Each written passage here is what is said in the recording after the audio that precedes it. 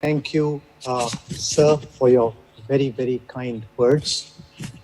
The Honorable Chancellor, the Pro-Chancellors, the Vice-Chancellor, the Pro-Vice-Chancellor, the Registrar, the Dean of Faculties, members of the Board of Management, members of the Academic Council, Controller of Examinations, and most importantly, the awardees and the candidates who are graduating. Many, many congratulations to you.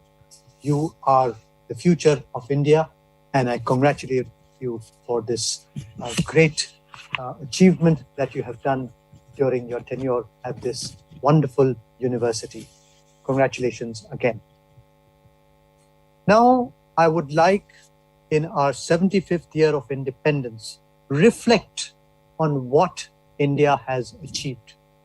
And when I asked many of the students, they say, I asked, what has India done well in these 75 years? They say, India has done well in IT and India has done well in mobile. And they stopped there.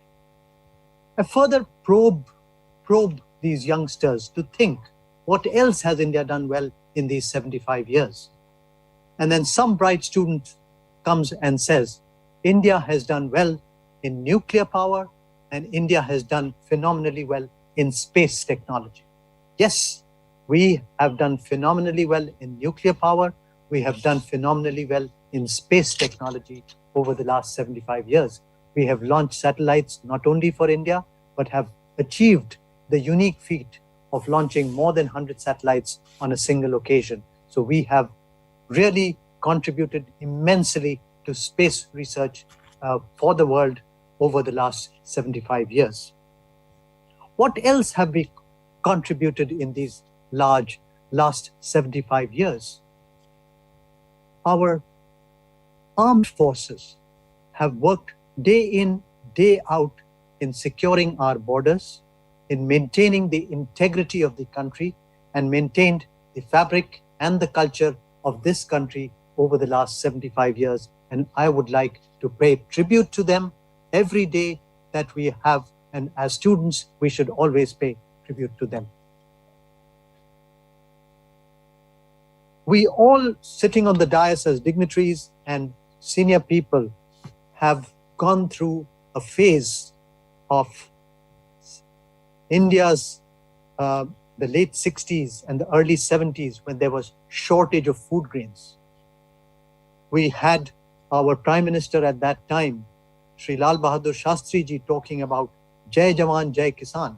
He also talked about shortage of food grains and how we were advised to miss one meal so that shortage of food grains may not be there. We were receiving food grains from America.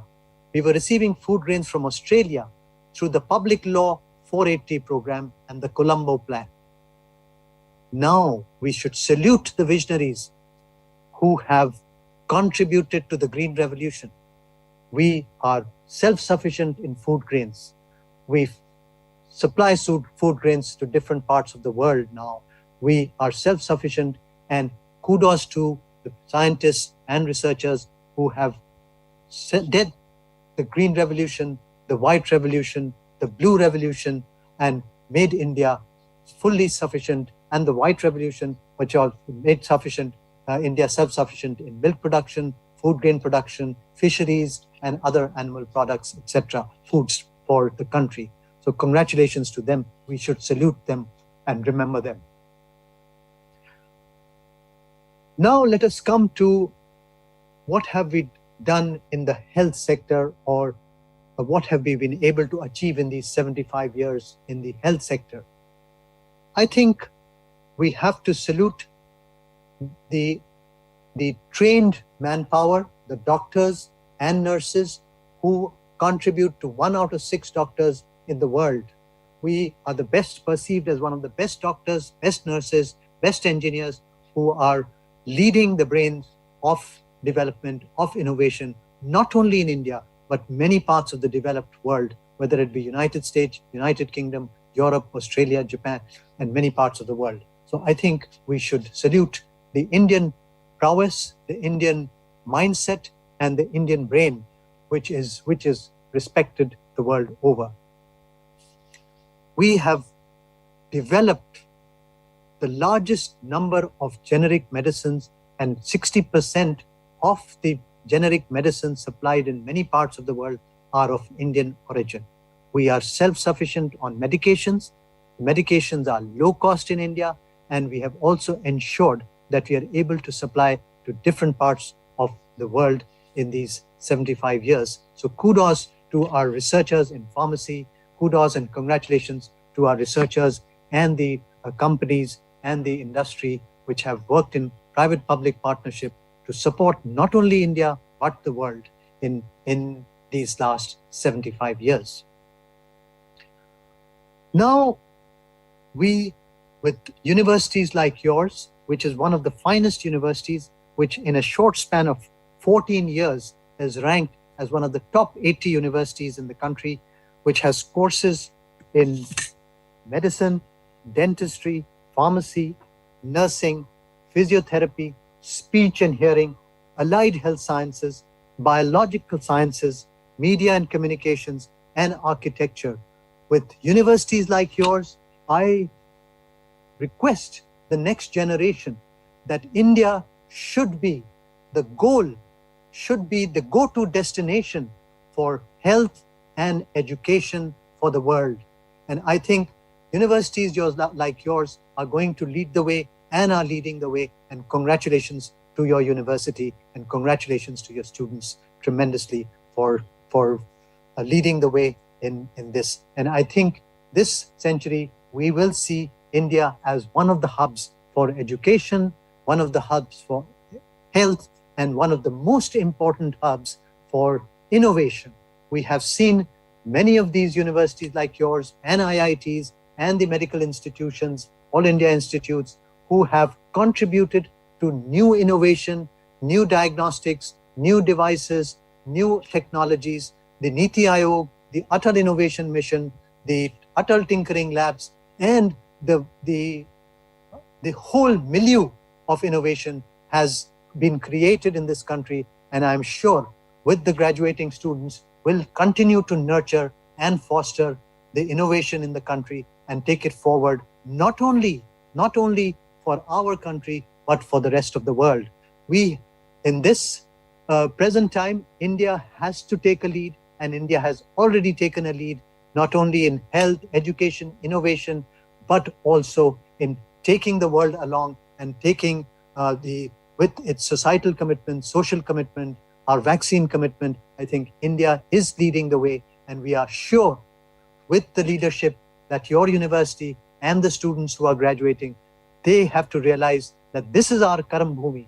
This is our Karam Bhumi, and this is where we have to perform and take the agenda forward, not only for India, but for the rest of the world. And we are genetically endowed with the finest of minds, the finest of brains, and I'm sure that with these students, we'll be able to take the national agenda forward in the next few decades. A little bit of advice to the young students who are graduating, and I will quote some points from which have been cited by Dr. Sridharan, the Metro Man of India. He said that if you have to be successful in life, you need to have the following 4 points. Number 1, punctuality. Punctuality. You have to be on time, whether it is a start of the project or completion of the project. Punctuality is the first important merit that will ensure success for all of you as young students in your life. Number 2, integrity. Absolute honesty and integrity will be the second important pillar to take you forward in your life and be successful, not only for yourself, but for the country as a whole. Number 3, professional competence. You have to be capable in what you are learned, what you are teaching, and what you are practicing. You have to be professionally competent. So number 4, you have to look at the societal impact of what you do every day.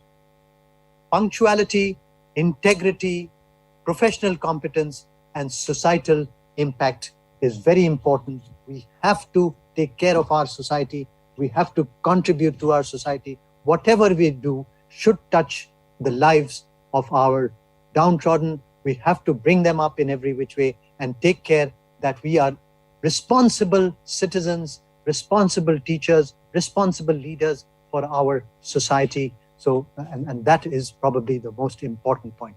And I would like to add one more point to that, and that is more for the youngsters. Please, please plant a tree. We have clearly seen in this pandemic that we have destroyed our ecology, we have destroyed the ecosystem, we have destroyed our planet. There has been global warming, there is air pollution, there has been felling of trees, and therefore we have had these viruses grow. We have seen the migration of bats from the forests, we have seen the migration of animals from the forest to the cities, and they are responsible for spread of not only Nipah, Zika, canine distemper virus, as well as the dreaded COVID-19, which we are now coming to terms with. So if we have to protect the earth, we have to plant trees. We have to make this earth green. We have to protect it not only for ourselves, but for the successive generations to come. Planting a tree is not only a joy, but you can see it, you can nurture it like a child, how it blossoms and gives you shade, gives the right oxygen and protects the environment in every which way. We need to protect Mother Earth, and I would also like to lastly quote by one point which because all of you are going to be young innovators, there is always a very thin line between need and greed. So maintain a delicate balance between need and greed. Do not tilt on the side of greed ever in your life, because that will not be able to serve your four pillars of societal impact and serving the society at large and making this country one of the strongest countries in the world and the greatest nation ever, with such huge cultural diversity, with such integrity, and I'm sure that you youngsters with the greatest minds will definitely take this agenda forward. And I wish you all the very, very best of luck. And I would like also to thank our teachers who have built and molded these students. And I will quote from Tulsidas, who had his guru, who wrote the Ramcharitmanas, and his guru was Narhari Das, and he said, "Bandao Guru Padkanj Kripa Sindhu Nar Rupa Hari," a God who has come in the form of a human being to teach us and to mold us. So we pray to him and serve him. So first of all, we have to pray to our teachers and thank them for shaping our destinies. Thank you so much and wish you all the best. But last an important point. We talked about Jai Jawan, Jai Kisan. We have to continue with Jai Jawan, Jai Kisan, Jai Vigyan, and Jai Anusandhan, which is research, and that is where we are together. Jai Hind, Namaskar. Nitte deemed to be university wholeheartedly thanks Padmashree Professor Dr. Balram Bhargava, Secretary to the Government of India, Department of Health Research, Ministry of Health and Family Welfare, Director General, Indian Council of Medical Research, for delivering the convocation address. Thank you, sir. Graduate into a better future. Graduate with Nitte.